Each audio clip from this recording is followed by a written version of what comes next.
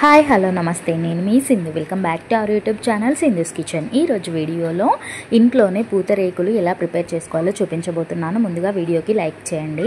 So ముందైతే నేను ఇక్కడ బియ్యం తీసుకొని 8 అవర్స్ పాటు అలా నానబెట్టుకున్నాను. ఆ తర్వాత వాటర్ అంతా వంపేసి కొద్ది కొద్దిగా వాటర్ని యాడ్ చేసుకుంటూ ఇలా పాలలాగా పల్చగా మిక్సీ పట్టుకోవాలన్నమాట.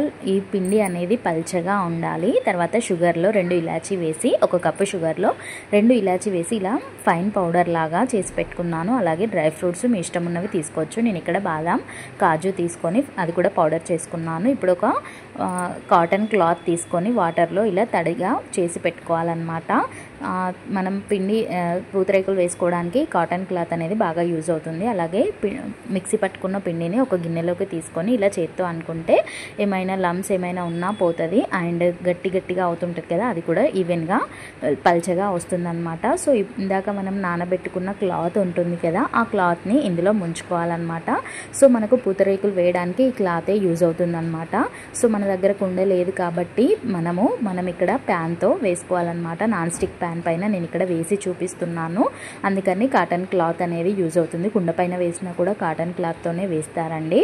సో ఇలా ముంచుకున్న తర్వాత ఒక ప్యాన్ ఇలా పెట్టుకోవాలి. ప్యాన్ పైన ఒక 2 చుక్కల ఆయిల్ వేసుకొని ఒక టిష్యూ కానీ కాటన్ క్లాత్ కానీ ఉంటే దాంతో ఇలా నీట్గా తుడిచేసుకోవాలన్నమాట, అంటుకోకుండా ఉండడానికి. ఇలా నీట్గా తుడిచిన తర్వాత ఇందాక మనం కాటన్ క్లాత్ పిండిలో ముంచాం కదా, ఆ కాటన్ క్లాత్తో ఒక్కసారి ఇలా లాగేసుకోవాలన్నమాట. స్పీడ్గా లాగాలి. మీరు ఫస్ట్ టైం చేస్తున్నారైతే కొంచెం పిండితో కొంచెం బియ్యం తీసుకొని అలా ట్రై చేయండి. వెంటనే లాగాల్సి ఉంటుందన్నమాట. సో మీరు అక్కడ ఆగారనుకోండి, అది గట్టిగా కొంచెం అట్టులాగా ఫామ్ అవుతుంది అనమాట. మీరు స్పీడ్గా లాగితే అదొక రేకులాగా ఫామ్ అవుతుంది. మీరు ఇది రేకు వేసేటప్పుడు మంటని సిమ్లో పెట్టుకోవాలి.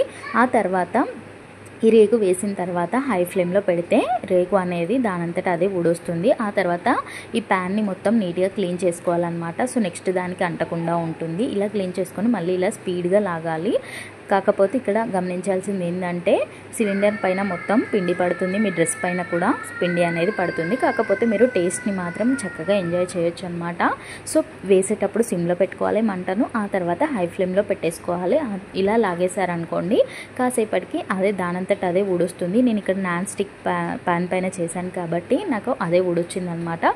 సో మీరు వేరే పెంచు పైన అలా చేస్తుంటే ఒక చుక్క అలా ఆయిల్ వేసేసుకోండి. అది కొంచెం హీట్ అయిన తర్వాత దానంతట అదే వచ్చేస్తుంది అనమాట.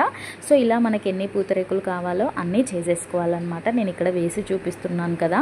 సో చాలా సింపుల్ ప్రాసెస్. కాకపోతే ఏంటంటే సిలిండర్ మొత్తం పాడవుతుంది, మీ డ్రెస్ పైన మొత్తం పాడవుతుంది, గోడల పైన కూడా పాడవుతుంది. కాకపోతే పూతరేకులు మనకు ఎప్పుడంటే అప్పుడు దొరకవు కాబట్టి టేస్ట్ని ఎంజాయ్ చేయాలనుకున్న వాళ్ళు ఇలా నాన్ స్టిక్ ప్యాన్ పైన ఎంజాయ్ చేయొచ్చు అనమాట. సో చాలా బాగుంటుంది. ఇలా పూతరేకులు అన్నీ రెడీ అయిన తర్వాత మనం మిక్సీ పట్టుకున్న డ్రై ఫ్రూట్స్ పౌడర్, అలాగే గీని వేడి చేసి పెట్టుకున్నాను, షుగర్ పౌడర్. ఇప్పుడు ఈ పూతరేకులు ఉన్నాయి కదా, ఒక్కదాంతో మనం చుట్టుకోకూడదండి. 2 లేదా 3 పూతరేకులు వేసుకొని చుట్టుకోవాల్సి ఉంటుంది. నేను ఇక్కడ 2 వేసుకున్నాను.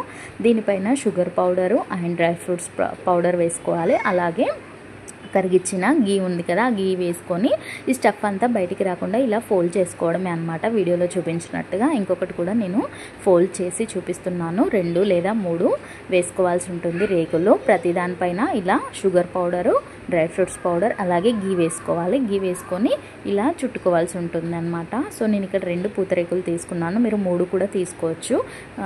అంతేనండి, ఎంతో సింపుల్గా పూతరేకులు ఇంట్లోనే ప్రిపేర్ చేసుకోవచ్చు. మీరు కావాలనుకుంటే పైన కూడా sugar powder, dry fruits powder, ghee అలా యాడ్ చేసి కూడా తినొచ్చు. నచ్చితే లైక్ చేయండి, షేర్ చేయండి. మరిన్ని వీడియోస్ కోసం సబ్స్క్రైబ్.